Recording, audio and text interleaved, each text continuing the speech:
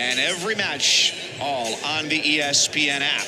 At 133 pounds, the second of 5 Penn finalists, Evan Mougalian, the junior from Kinnelon, New Jersey, against the sophomore Tyler Ferrara from Binghamton, New York.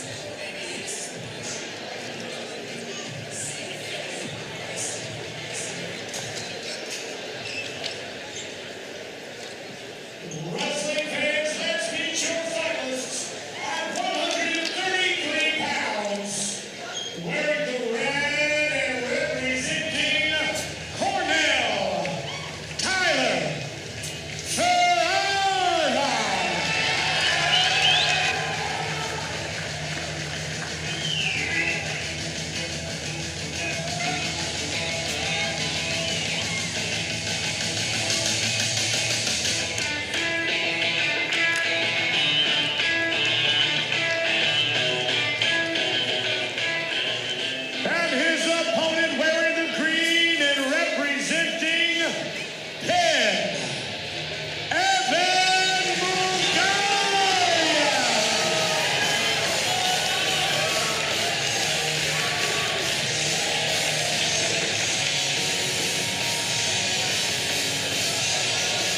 133 pounds. Both guys had phenomenal seasons, and we see the first finalist for Cornell, the sophomore Tyler Ferrara, who went to the NCAA championships last year, went 1-2 in Philadelphia, and it's a similar matchup for him as it was last year, as he lost in the finals against Ryan Miller of Penn last year, 4-2. Yeah, and right away, Ferrara getting to a shot. He had that leg hooked and just slips away from him. Still on the single, but bails on it now.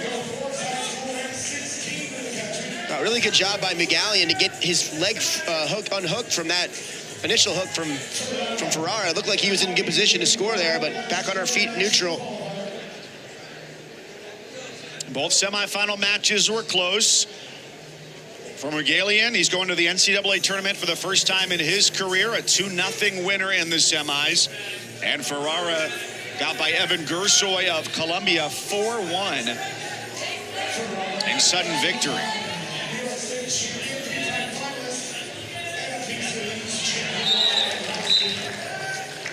I'm talking to Mike Gray, the Cornell head coach, this week. He said, I think it's going to come down for Tyler here in this championship to be able to get to his offense, being able to get off bottom and escape quickly, so stay on the offensive for him.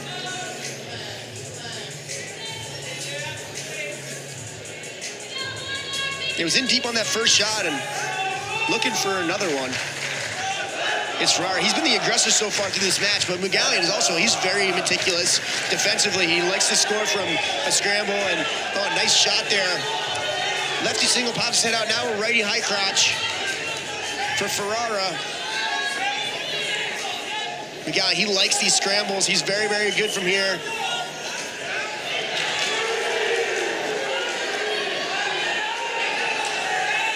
And almost a score for Ferrara.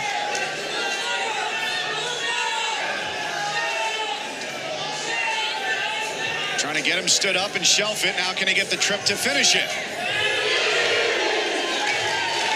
3 fingers in the air for Ferrara.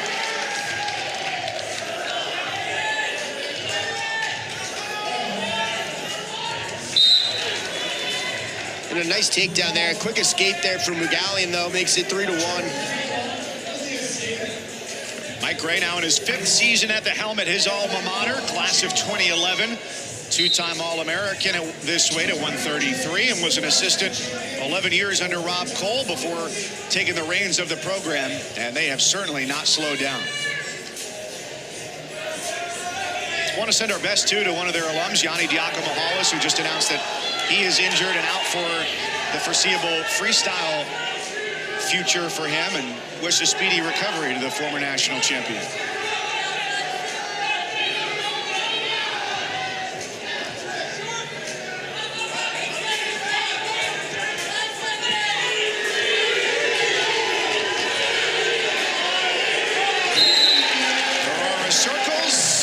Another takedown at the end of the period, and it's a brick thrown by the Penn corner. at the buzzer, they called that three-point takedown. I think it's a good challenge by Penn. It is definitely close enough that, you know, at this point in the tournament, you should definitely take a look. So each team at the start of the event has 3 challenges, and several of them still have 3 remaining. Penn is one of those. Columbia and Princeton each have 3, and Cornell and Brown with 2. So that was, I think, more of a timing question here with the brick thrown by Penn. Yeah, you see, nice lefty single. He's just driving up to his feet as Ferrara and comes around to collect the, just stayed up on that hip, which allowed Mougalian to stay on that overhook. Does he have control when it's awarded, and is there time on the clock is the question.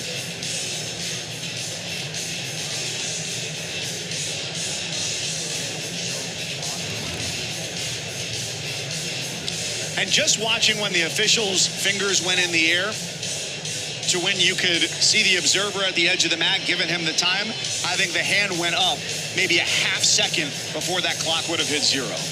Right. So even if he did get a takedown, was it in time? That's what these guys are looking at here right now. But great exchange. I think Tyler Ferrara has been the aggressor in this match so far, and you know, he's almost got 2 takedowns potentially to put up on the board for it. So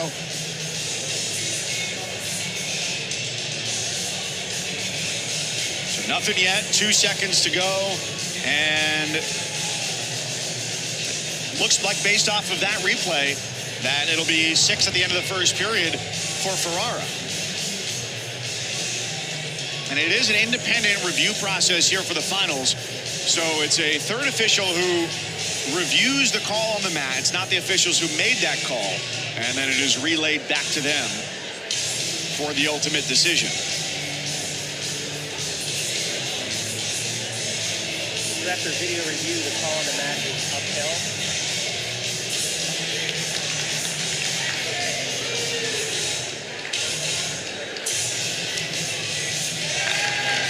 So Penn loses its challenge. They've still got 2 with 3 more wrestlers to go after this from 41, 49, and 57. But we go to the second period here, 6-1 in favor of Tyler Ferrara, the sophomore out of New York Southern Tier, Binghamton, New York.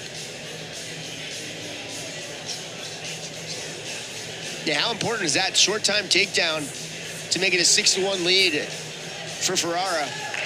That opens the match wide open. Again, good. I think it was a good challenge by the Penn coaches because of how important that sequence was to the state of this match so far.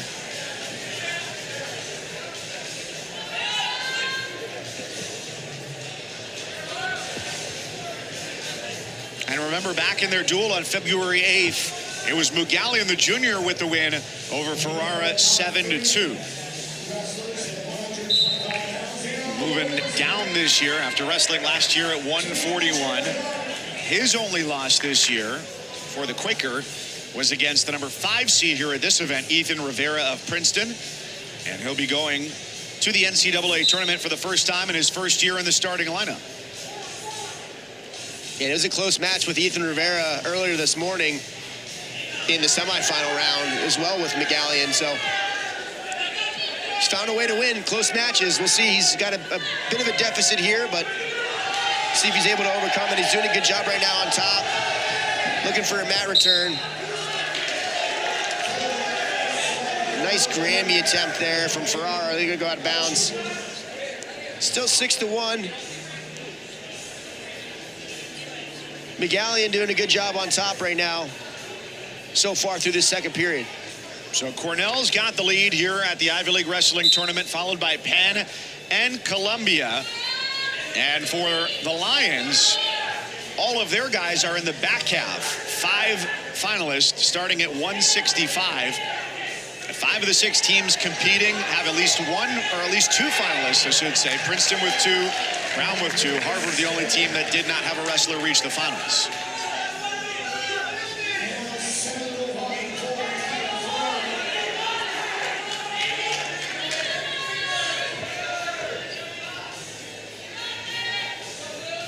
And every Cornell wrestler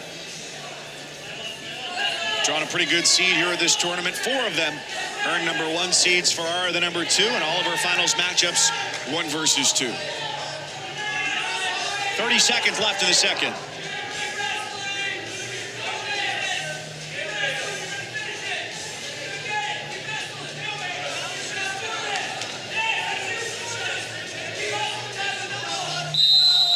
Mike Gray, the Cornell head coach, verbal right there in the corner. You know, one of the fun parts for me, you had the hard job today, Pat Glory. You had to work all day starting at 10 o'clock from the quarterfinals.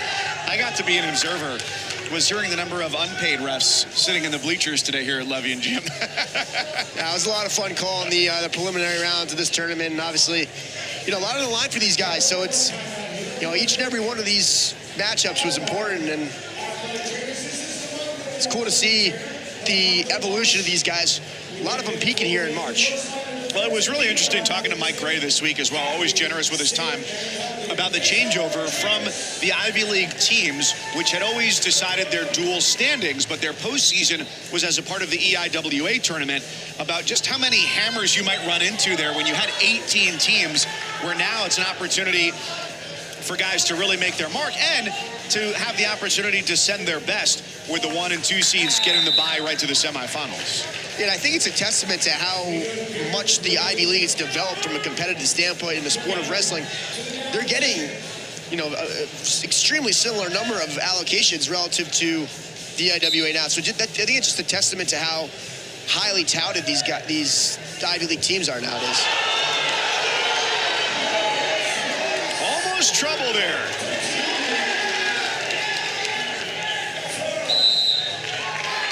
Got 2 more for Ferrara, who's working on something big here. 9-1 early in the third.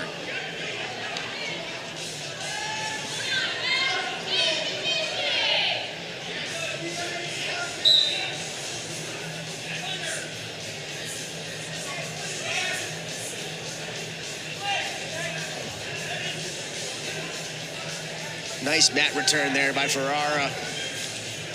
He's doing a good job right now, just controlling this match. Got a major decision going on right now. Gets an opponent who, you know, from a score perspective, got a pretty dominant victory against him earlier this year. So just allowed that wrestling to happen and caught him on his back. Picked up a set of 2 swipes. Makes it 9-1 now. 9-2. Riding time not a factor. Just 12 seconds on the board for Mougalian.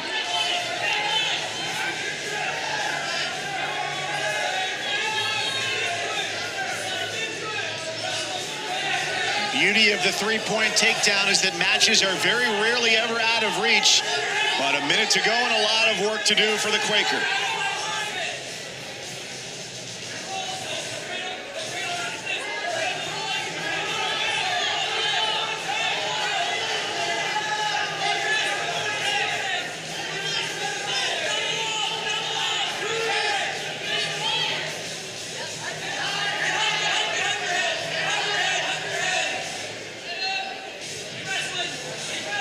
.30 seconds, third period, to decide the Ivy League champion at 133.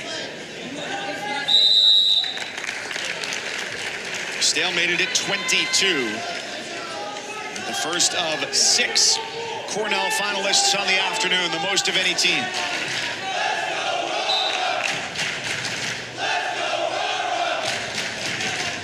The Cornell faithful getting into it here at Levy and Jim.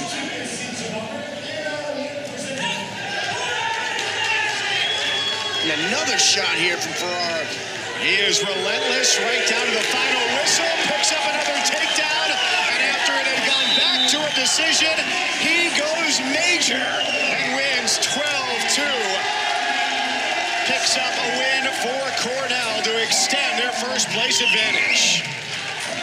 And what a turnaround from that outcome earlier this year for Tyler Ferrara. Comes out here and dominates his way to his first Ivy League championship after taking a tough loss last year in the first inaugural. What a job by Tyler Ferrara. All started with this first takedown here. Just collects that lefty single He was all over that lefty single this match and put a lot of points in the scoreboard. Another one here would have set it back points.